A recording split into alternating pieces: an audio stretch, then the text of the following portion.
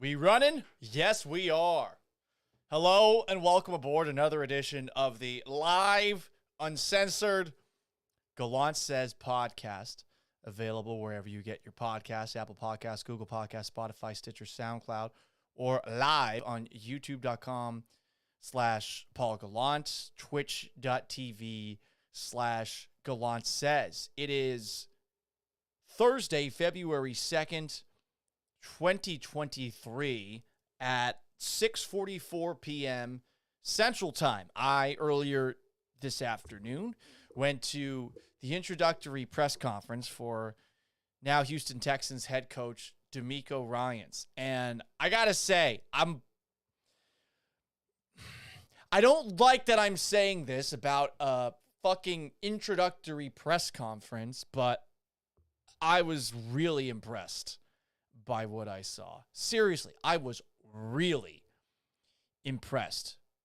A+ showmanship by the Houston Texans, who made, the last time I saw them, put together a presentation. They showed a PowerPoint.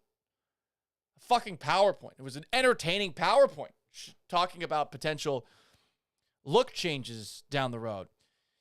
I get to NRG Stadium, and I assumed that it was crowded because there's a motocross thing going on, and that there's another event here, and it's sharing space with the press conference. But I figured there would be a good amount of people at said press conference to introduce DeMeco Ryans.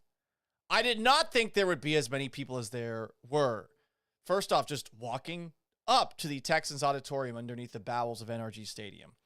So if you ever go to the bowels of NRG Stadium, it's just generally a long, drivable corridor that goes around in a oval. It was jam-packed with people, and specifically ex-Houston Texans as I walked through there. I saw Andre Johnson. I saw Brian Cushing. I saw some guys that I know, Seth Payne, Travis Johnson, Wade Smith. I saw Garrett fucking Graham, John Weeks, and countless other Texans who I would probably need help recognizing off the top of my head, given, it's tough to recognize a player when they're wearing a helmet most of the time you see them. But it was packed. And as I walked down this corridor, there's a bunch of pictures showing all the stops that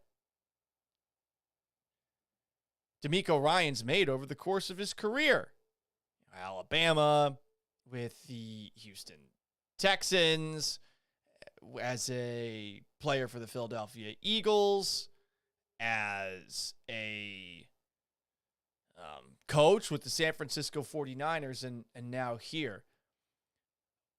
I'm, again, just blown away by the presentation, and we haven't even started talking about the actual press conference. So you go into the press conference, and I really have never heard DeMeco Ryans speak before. He is before my time here in Houston.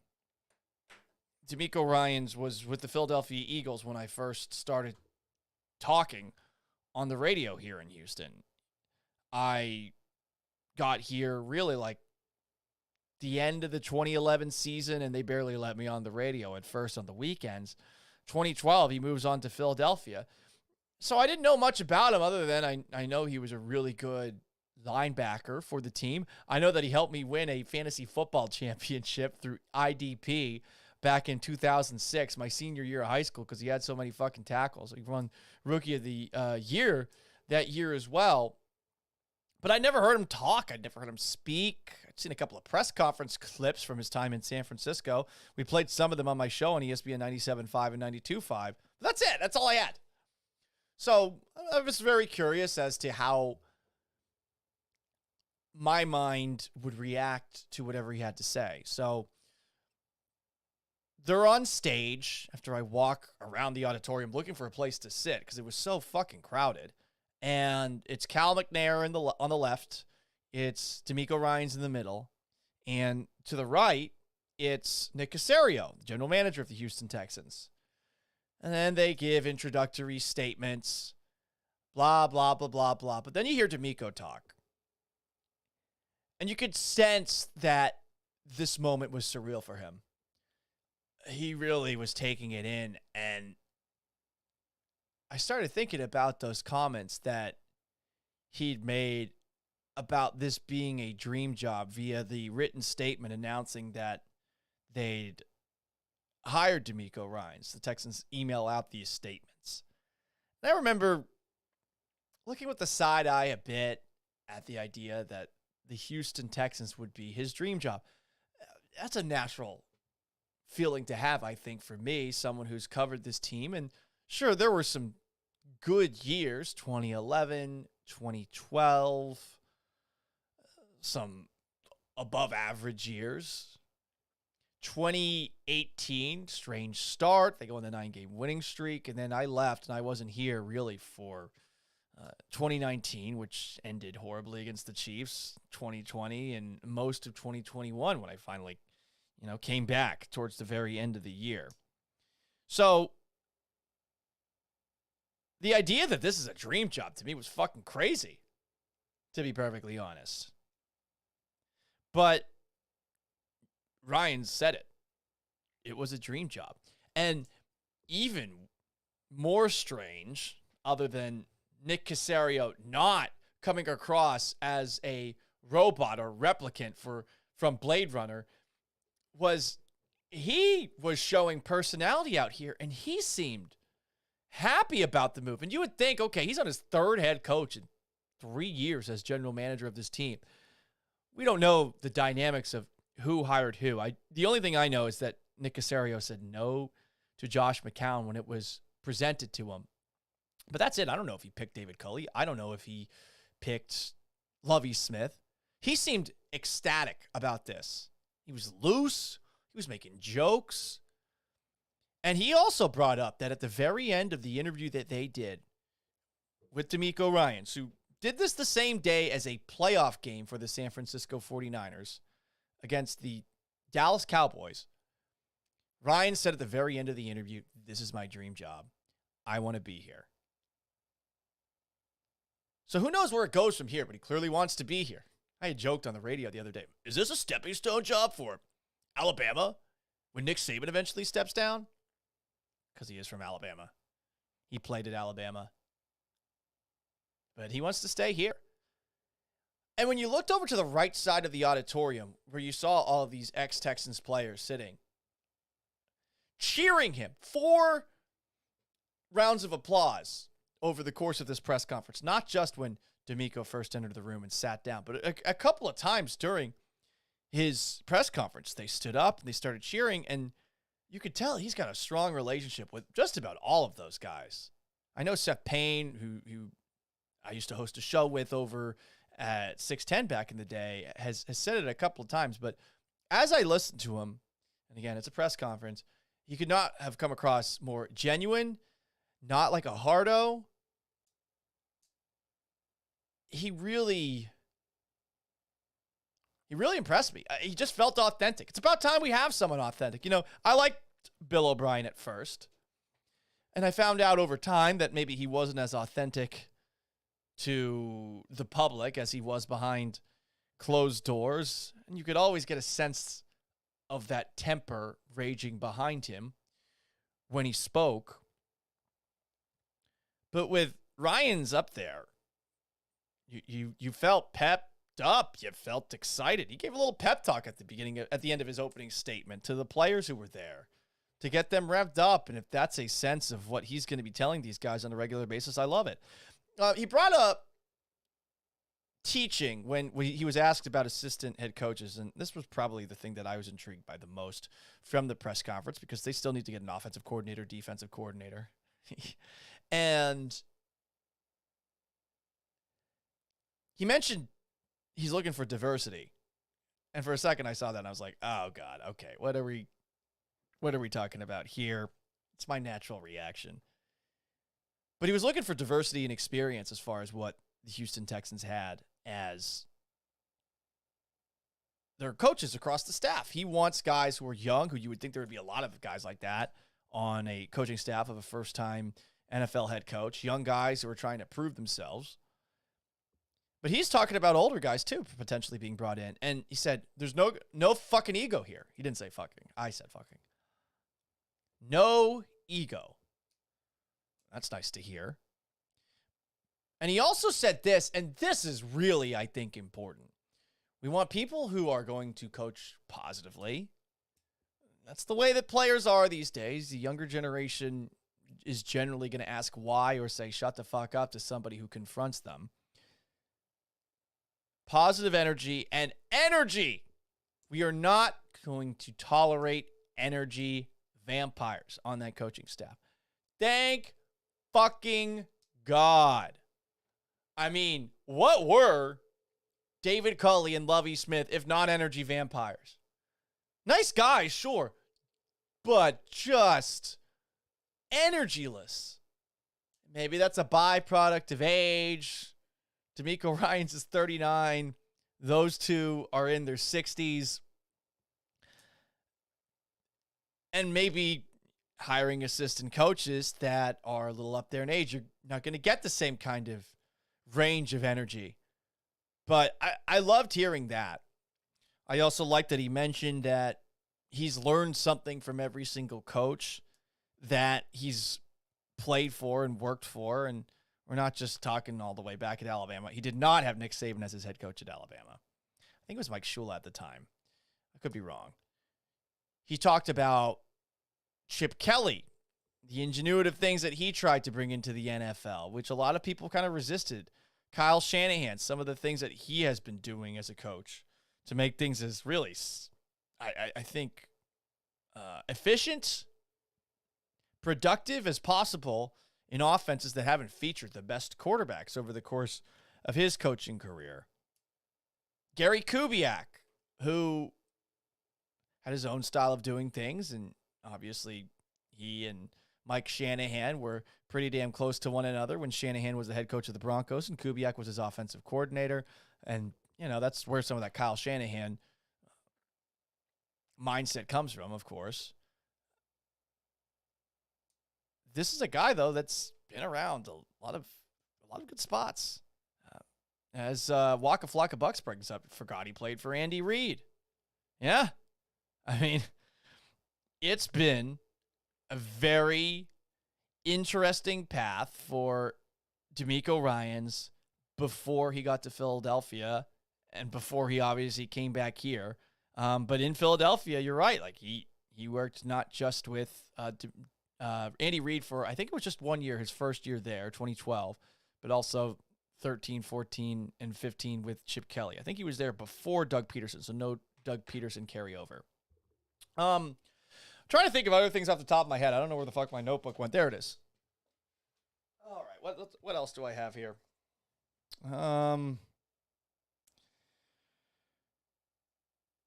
He was asked about what they're going to be looking for in a quarterback, and he was close to the vest on that one. They didn't give any details about that.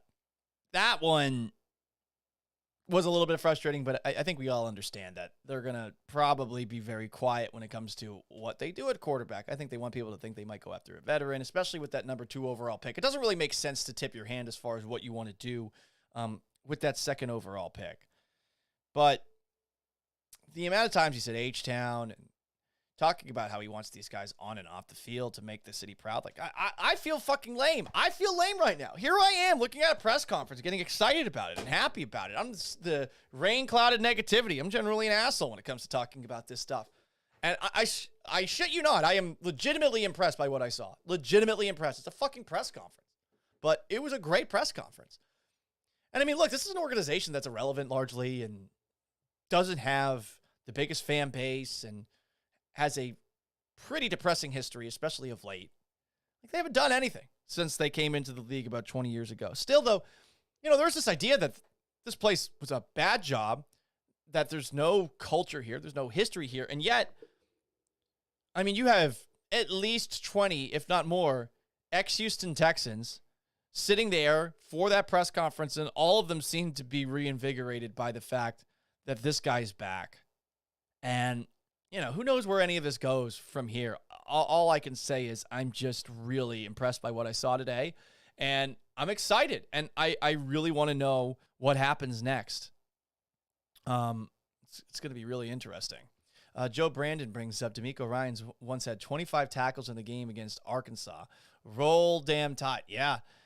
DeMeco Ryans, the amount of tackles that guy was able to compile is seriously crazy. And again, he helped me win a fantasy football league. I think I picked him up.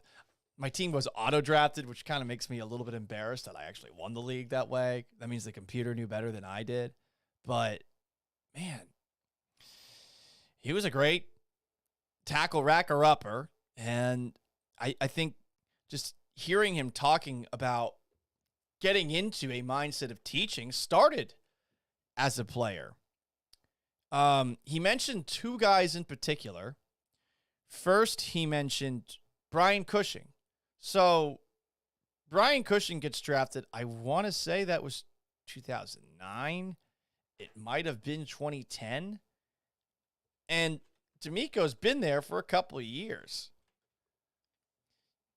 First round pick at linebacker, 2009, was when he was picked.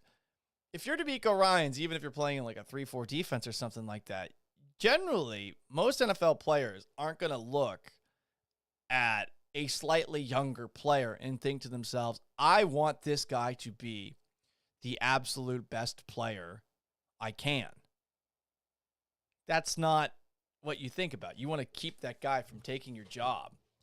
And Ryans sold, clearly, both Cal McNair and Nick Caserio in the interview process on the idea that he's really into teaching players. And he says, Brian Cushing is a guy I took under my wing. He also mentioned Jordan Hicks with the Philadelphia Eagles, another young linebacker. And he said, well, I think I always wanted to be a coach.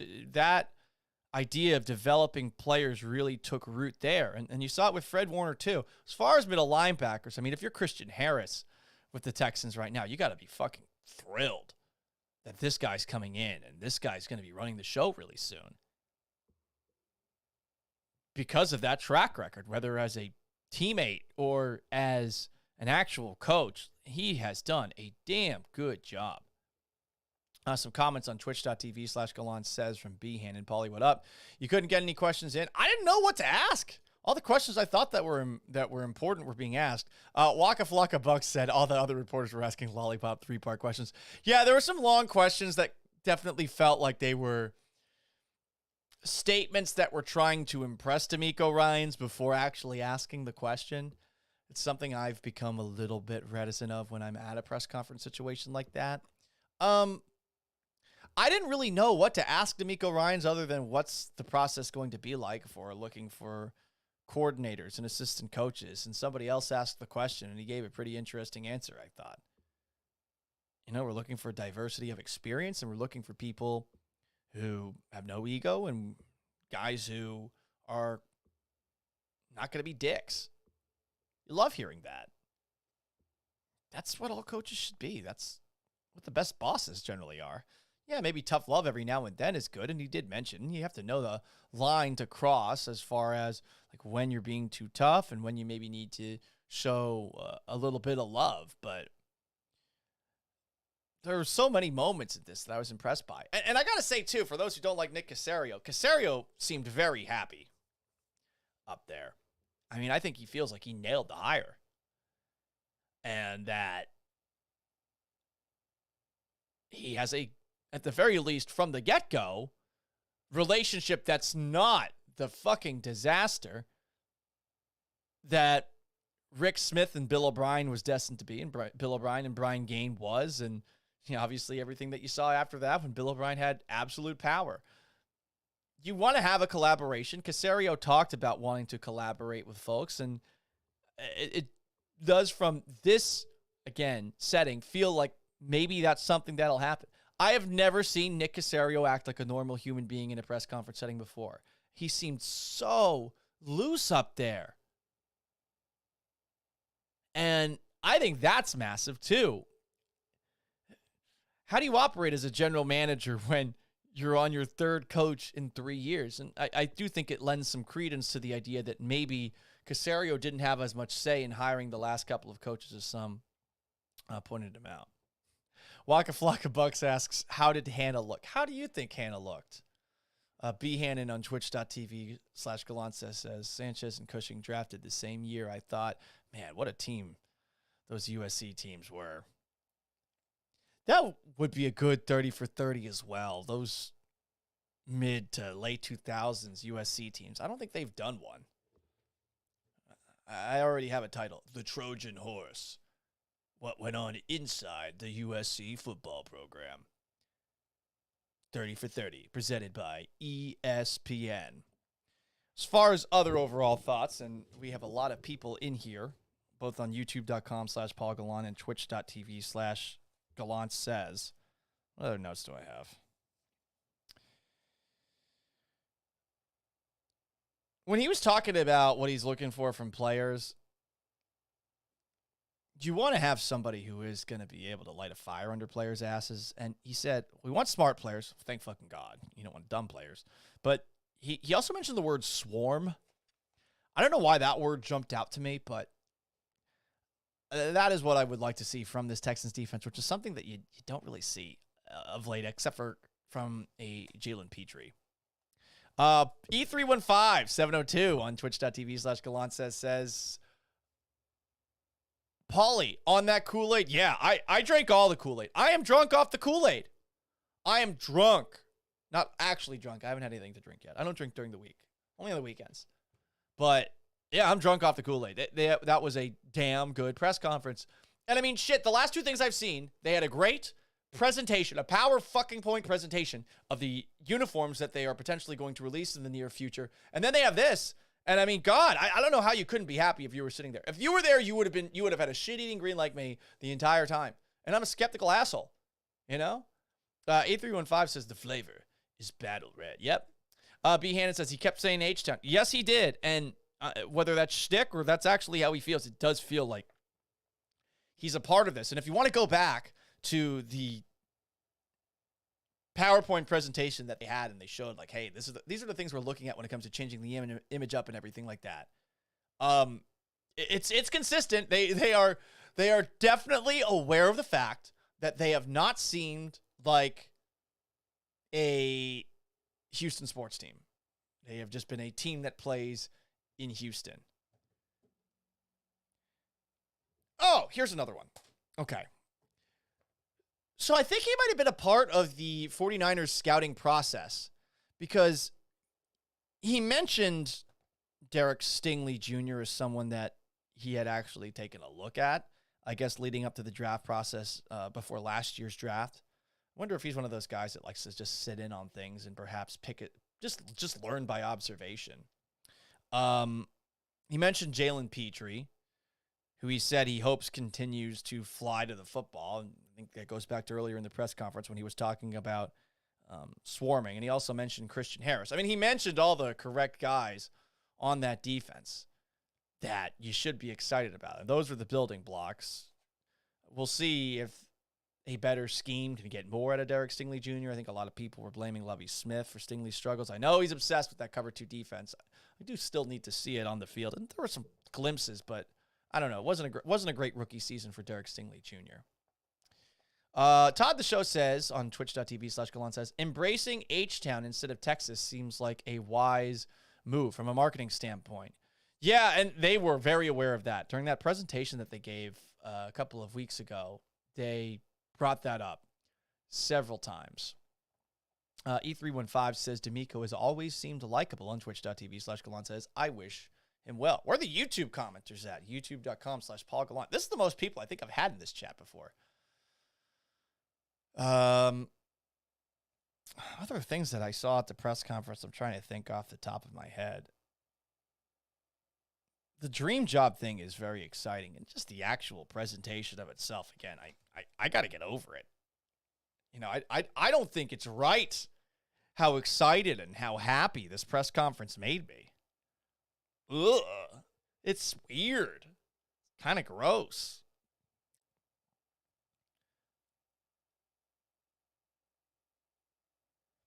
I'm really curious about Nick Casario's future here, too. Is Nick Casario going to be here for the long haul? It really does feel like, at the very least right now, that And that is a possibility. And I would not have said that, honestly. Even going into this press conference, I thought we would see a rigid Nick Caserio who seemed maybe a little bit uneasy. Because I've said this a couple of times, and this is not meant as a slight on DeMeco Ryans. A move like this is a bit of fan service. You are bringing in a guy who used to play for the team and not that long ago. I mean, it was a decade ago that DeMeco Ryans was playing for the Houston Texans. Maybe a little more than a decade. Shit, 2011 was a lot longer ago than I thought. That's 12 years. Oh, man, making me feel old.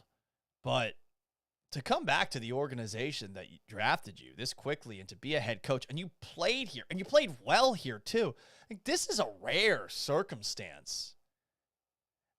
And it sort of makes the dream job dynamic of it make that much more sense. I mean, imagine that you are a player in this league and the power dynamic is such where the owners have the majority of power. The coaches have the second most power. They get paid the second most. I guess general managers have it to an extent. And then there's quarterbacks. And then there's the rank and file of the rest of the league. And some guys are better than others, Pro Bowlers and, 10-year starters and things like that. But you're DeMeco Ryans. You played for this organization. And all of a sudden, you're 39 years old and you're taking it over as head coach. And sorry to bring race back into it, but you're a black man and you're one of the few black head coaches in the league. This is a very unique situation in all of the cool ways that he came back and came back home, as he mentioned. And it really seems like this thing was over as soon as they had the first interview done. That the Denver Broncos, who we talked with, were never really much of a consideration. He thanked the Broncos. He thanked everybody else as a part of this coaching search. Gerardo says, good show. Thank you, Gerardo. Appreciate that. Waka Flocka Bucks asks, I think, a pretty good question. Weren't we this excited when Gary Kubiak came home to coach the team? That is probably true. I do think, though, that the difference is that moment in time, the Texans were a young team, and Dom Capers just didn't have it. Kubiak's an ex-Texas A&M Aggie who was a part of a Broncos offense that always found ways to maximize running backs. It's entirely different when you're talking about a guy who used to play for this specific team, Like Gary Kubiak had been a starting quarterback for the Oilers or something like that. Okay, now we're talking about something. But I would say it's for a couple of Texas A&M Aggies and others who know that he went to St. Pius. Like that's who that resonates with. This guy was on the field bleeding and tearing his fucking Achilles on that pallet grass bullshit that they used to have. But that's a good point, Waka Flocka Bucks, twitch.tv/Gallant says.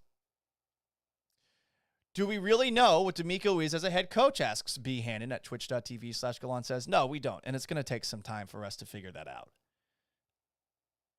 It's going to take a while. I would say probably 2 to 3 years because, we're talking about developing players, something that he says is something he enjoys. He's not going to get as much hands-on time to develop players as he would have liked or as he's done in the past. He's going to be a CEO and he'll have some time with individual players, but now it's about finding the guys that are wired the same way as him, and that is a bit of a guessing game. And then as far as game management decisions and things like that, that's what you got to wonder about. I do think the important thing is, though, and it's a good thing as a young coach who's learning on the fly, he does not seem to have much of an ego. And I feel like that's good because that means he will listen to a lot of people. You can listen to too many voices in the room, and you do have to be someone willing to make executive decisions from time to time.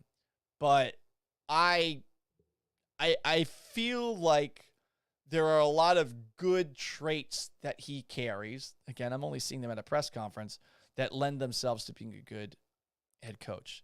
M Gentles 3 on youtube.com/Paul Gallant says, greatest introductory press conference I ever heard from any coach, GM, and owner. If Coach Ryans coaches as well as he speaks, we're in good hands. It's the best one I've seen here, and there was a little pomp and circumstance attached to it too. Remember, though, it is a press conference. E315 on twitch.tv/Gallant says, hopefully they don't screw up the QB search. I think they get a veteran like Carr. Did you guys see what Derek Carr had to say, by the way, at the Pro Bowl just a couple of moments ago? I don't know if I have this still in front of me. Hang on a second. I think I can play it for you on the actual stream. I couldn't believe that he was this frank about his time with the Raiders, and specifically the end of his time with the Raiders. Hang on a second. I think we got it open right now. Do we?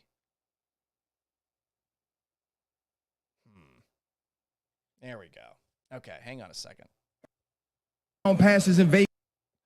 Trying to play this. I'm not the most skilled technologically with this stuff. Hang on. You thrown touchdown passes in Vegas before. Let me flip it. There we go. Boom. You thrown touchdown passes in Vegas before. You've been on fire. Have you ever been that hot in Las Vegas? Not that hot. It's probably why I'm going somewhere else. Look at his face at the end here. I appreciate the self-deprecation by Derek Carr there. Anyway, what other comments do we have?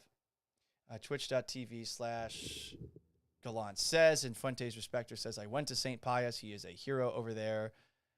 And did undergrad at A&M. I'm basically Gary Kubiak. That's pretty funny.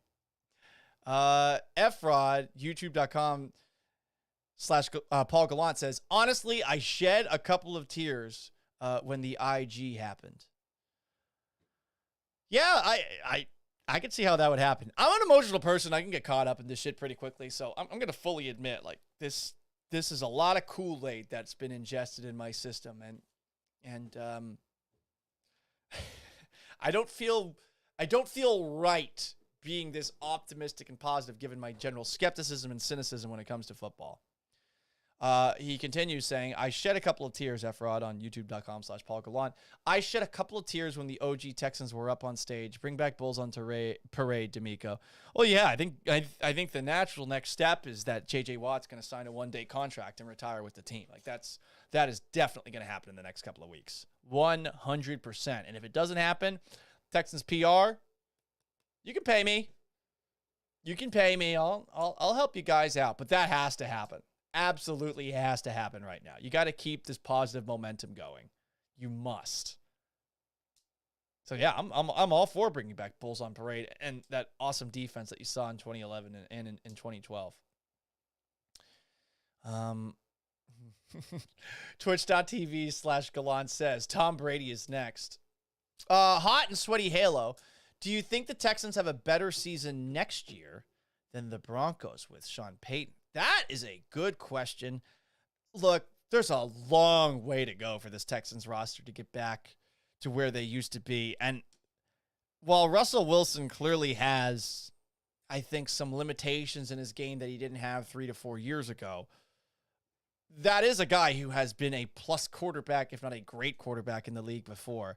They got a lot of talent. I have a hard time seeing the Broncos being that bad next season. And if I'm not mistaken, I think that they had 6 wins. Let me take a look really quickly. NFL standings, ESPN.com. Oh, they had 5 wins. Okay. Every single game that you watched, it was a disaster. But they were just bad offensively. The defense was pretty fucking good. That's why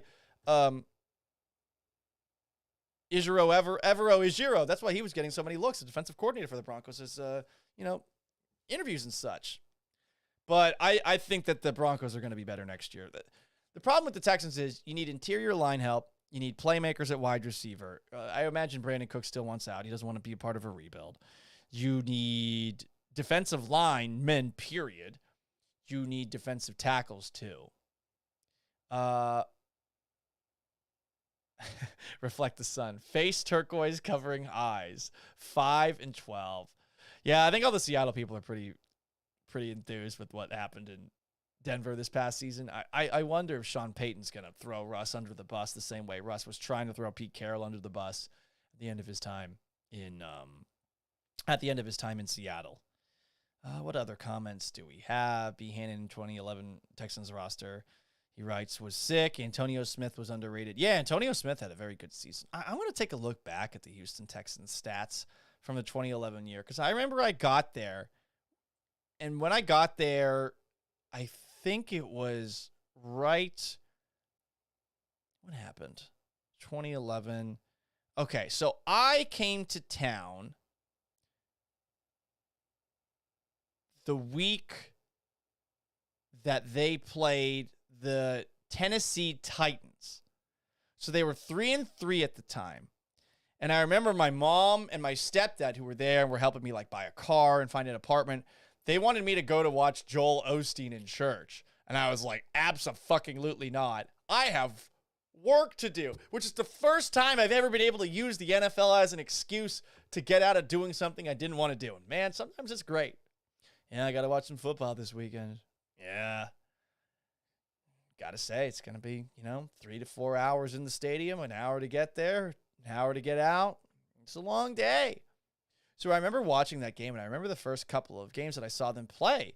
The game against the Cleveland Browns was my first trip ever to NRG Stadium.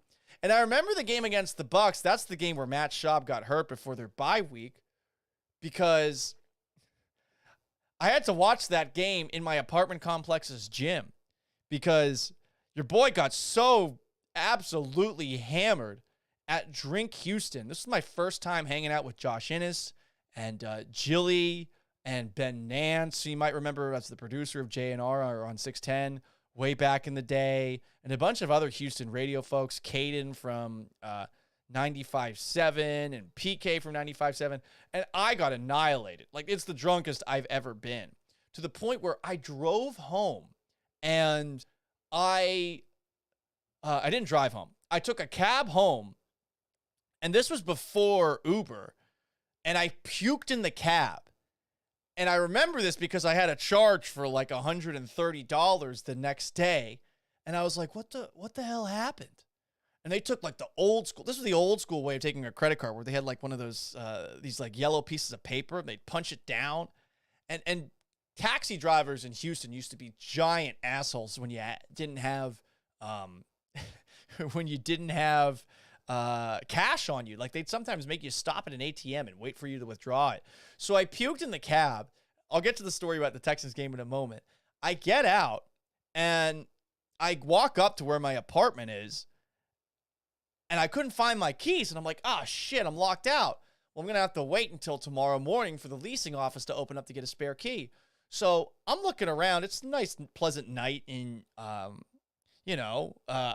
mid-November in Houston. And I'm like, I guess I'm going to sit outside on the pool patio. And I wake up the next day and I watch the Texans game in the gym, because I was still waiting for the leasing office to open up. And that's where I saw Matt Schaub bust his Liz Frank. And the season went down the shitter from there. They were 7-3, and I think at that moment in time, it did really seem like they had a chance to maybe go on a deep run in the playoffs. TJ Yates steps in a game after Matt Leinart got hurt. Do you remember that? My first ever radio show, I remember talking shit about Matt Leinart in a jacuzzi before they played the Jacksonville Jaguars after the bye week. And then Leinart got hurt in that game very early, so TJ Yates came in, who's a third-string rookie quarterback, and he came in, and he wasn't very good the first couple of games. But against Cincinnati, they come back, and they win, and they clinched the playoff spot. And then from there on out, it was kind of a rough watch. So there you go. That is my story about watching the game where Matt Schaub eventually hurt his Liz Frank, and about young 22-year-old Paul being a total idiot in Houston back in the day. You're welcome for sharing. Reflect the Sun, youtube.com/Paul Gallant. Joel Osteen, sorry, Mom and Dad. Good call, Paul. Woo, LOL. Yeah, my dad still tries to get me to go there every now and then. I'm like, abso-fucking-lutely not. I only have 3 people blocked on Twitter. Chris Broussard, Phil Sims. Broussard, because I hated that I saw on his avatar once, or his profile, like, I'm a leader of men. Like, what? Shut up. And then the other one was just Phil Sims. Drove me crazy on so many Sundays. And then I blocked Joel Osteen. Those are the only 3. M. Gentles 3 says, record doesn't matter next year. Stability, energy, hope, and obvious forward progression will be great. And we thought we were going to see that this year. I think that's the biggest bummer. You thought you were going to see some of that. They saw none of it, and it's a good thing that they saw none of it, and they started making people aware of it, I want to say, like, early November, telling people, yeah, we thought we were going to be a lot better than this. By a lot better. They meant like 5, 6, 7 wins maybe at the end of the year. But Jesus, they had no pulse for half of the year. And Fuentes Respecter, I used to listen to 610 in the days that PG arrived. Yeah, I think that was when we used to have weekend shows that went all the way up to 11 o'clock at night on Saturdays and on Sundays. Think about how fucking crazy that is. We had weekend programming on from 11 to 11 on Saturdays and Sundays. And you got to give Gavin Spittle, who was the PD of 610 back in the day, a lot of credit for, being willing to pay guys to be on the radio during a time where people traditionally don't listen. It gave me a shit ton of experience there. Hot and Sweaty Halo. If you're Houston's general manager, what do you do at quarterback? Well, this is what I'm going to start focusing a lot of my attention on now. I'll be honest. I think that no matter how much film, and I'm going to say film in quotation marks, because generally the film available to you to watch of a college football player is going to be highlight packages that you see on YouTube. And unless you're able to get the all-22 film of a quarterback in every single game he's ever played, which I imagine wouldn't be that difficult to get, but you probably have to pay money for it. I'm sorry, I'm not going to do that. I think, sorry, I had a brain fart for a second. Thank you, Reflect the Sun. I don't even know what that is, but cool. Did I just get money? I think that's the first time. You popping my cherry here. What was I trying to say? Oh, yeah, quarterbacks. I'm going to try to start watching highlights of these guys, but I honestly can't tell you. Like, everyone seems to like Bryce Young. I got nothing bad to say about Bryce Young. Why would I? Who would have anything bad to say about Bryce Young? Everything that he has done at Alabama has been really impressive. But he is small. I mean, I'm not a very big person, guys. I think I'm in decent shape, but I'm like, I don't know, 5'11", 175 to 185. Kind of depends on how much I've been working out, how much I've been drinking, if it's around the holidays. And Bryce Young is about my size. Maybe a little bit more jacked than me, defined than me. Do you want someone my size playing quarterback for your team? Especially when the interior of that offensive line is not very good as things currently stand. Maybe that changes with Kenyon Green in year 2. A.J. Cann at right guard. Center. I don't know who their center is at this point in time. Hot and Sweaty Halos. So definitely move on from their current quarterback. Oh, fuck yeah. I was done with Davis Mills week 2. I was starting to be done with Davis Mills during training camp. I remember a lot of people were talking him up, and I remember watching practice, and I'm like, they're just checking everything down, and he can't hit a pass on the sideline. And that continued in the preseason games, and then it hit in the regular season games as well. So, yeah, guys, I do not want to ever see Davis Mills under center again. Now, that might be a possibility next season, but I think they know that they've gotten the most that they can out of him. He just doesn't do anything for you. And I think any quarterback in 2023, forget about the size and the height, you got to be able to scoot. You got to be able to move. That guy can't move. He is a statue back there. Hot and Sweaty Halo says, I found your channel from your roast of Russell Wilson. It was a glorious roast. I don't even remember when I did that, but I appreciate you enjoying that. M. Gentles 3. Brian said it too, that he learned his craft from DeMeco. It worked out for him as he, just like Miko, was Defensive Rookie of the Year. It is pretty crazy they had 2 Rookie of the Years at linebackers over a couple of seasons. Gerardo says, sounds like Miko and CJ Stroud speak with religious undertones, so they'll probably get along. Maybe it depends. It depends person to person. You know, I think that was a big problem for Carson Wentz, from what I understand with his time.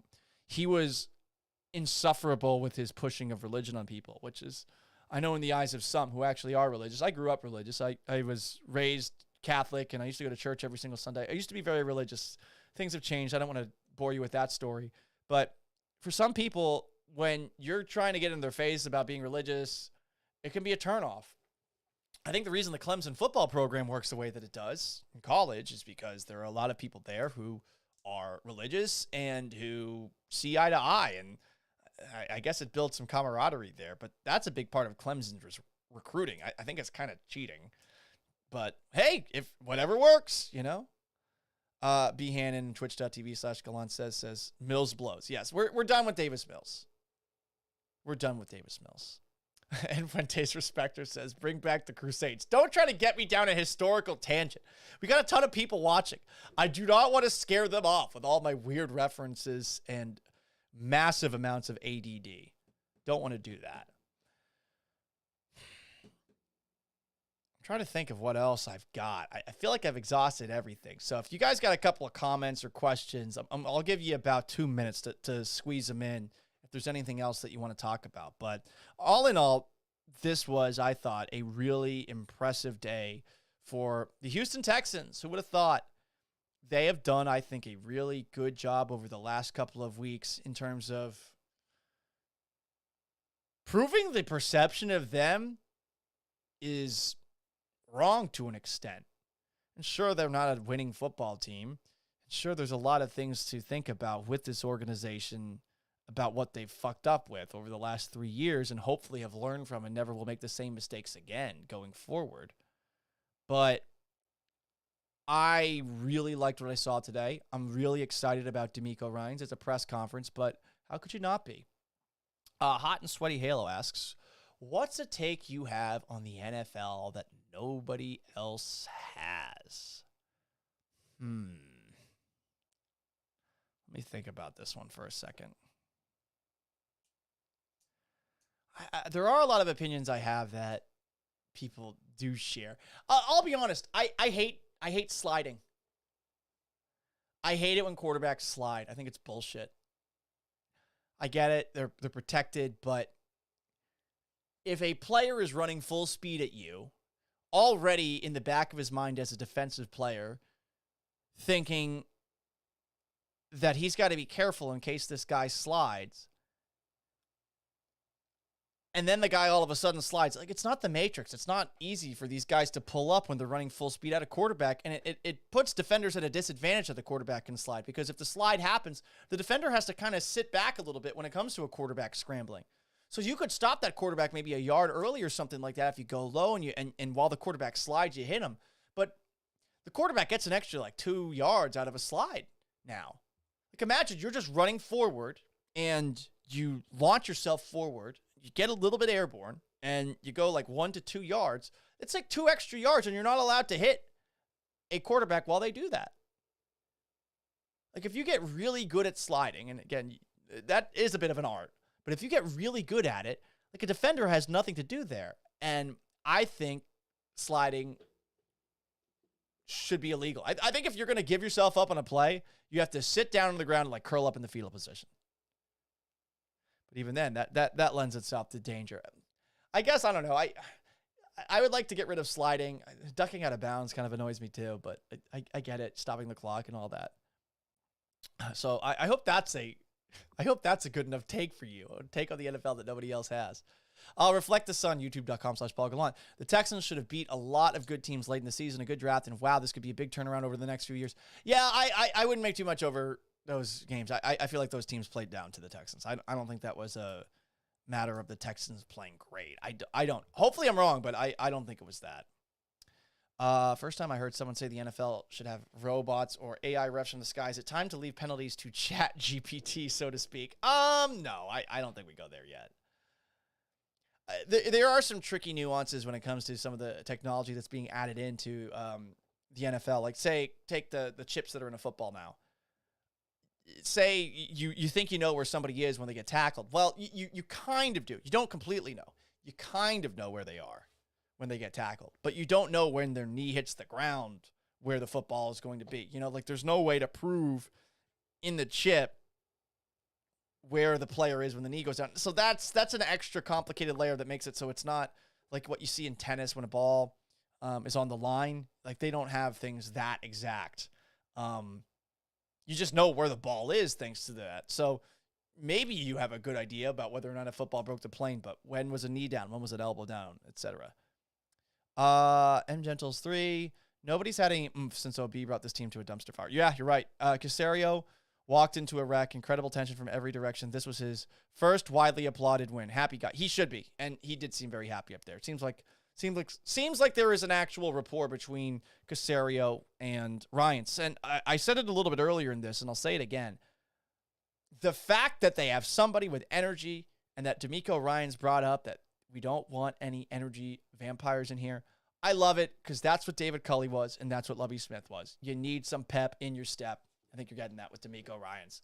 Anyway, thank you for tuning in for another edition of the Gallant Says podcast, which normally you can catch weekdays from 1 to 1:30 Central Time. Maybe we'll think about changing it to a different time. The topics have been varying a little bit, and there are some things that I do want to try that dive outside the NFL. We might wait until the end of the NFL season completely to go off the actual deep end on that front. Some politics, some pop culture, some TV shows, which we occasionally do. But I really appreciate the support that you guys have given me. If you are a Twitcher, I am on twitch.tv/GallantSays. If you're on YouTube, I am also on youtube.com/PaulGallant. You can catch some of the clips that I do on my actual radio show on ESPN 97.5 and 92.5 there. I try to post one a day. I got TikTok too, tiktok.com/GallantSays. You want me to keep on just shamelessly promoting myself? I could do that for the rest of the program. So long. Farewell. Have yourselves a wonderful Thursday. I'll be back at it with another Gallant Says podcast with some Friday fun tomorrow at 1 o'clock until 1:30. If you missed any of this, it'll be up in podcast form in, I would say, about 20 to 30 minutes or so. So long. Farewell. Peace. Have a wonderful, what day is it? It's Thursday.